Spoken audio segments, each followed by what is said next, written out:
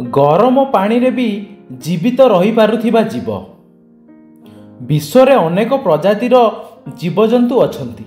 रंग रूप शारीरिक शक्ति आदि प्रत्येक क्षेत्र में पशुगुड़िक मध्य विभिन्नता देखा जाए। एही तालिकार एमिति एक प्राणी रही जी कि सबु परिस्थिति सहित खाप खुआई चली पारे। एहाकु गरम पानी रे पका जाऊ कि ओजनिया जिनिस तले चापा जाऊ, यह किंतु मरे नाही। एही प्राणीटीर नाम हेउची वाटर बियर बा टार्डिग्रेड्स।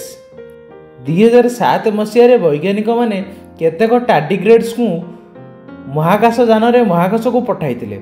महाकाशयान फेरिबा पारे एही जीवगुड़िक जीवित थिबार देखा जाइथिला। साधारणतः 35 रु 40 डिग्री तापमान सह्य करिबा मनुष्य पई कष्टकर होई पड़े, किंतु टार्डिग्रेड्स 300 डिग्री फारेनहाइट तापमात्रा को मध्य सह्य करि पारे। वर्ष वर्ष पर्यंत पानी न मिलिले भी सेमानकर कौनसी असुविधा हुए नहीं। वैज्ञानिकों मतरे टार्डिग्रेड शरीर में पैरामैक्रोबियोटस नामक एक जीन थाए, जहाँ एक ढाल भली अतिबाइगणी रश्मिर प्रभाव को निष्क्रिय करे। तेणु यही प्राणी को विश्वर सबुठारु शक्तिशाली प्राणी भाव विवेचना करा जाउछि।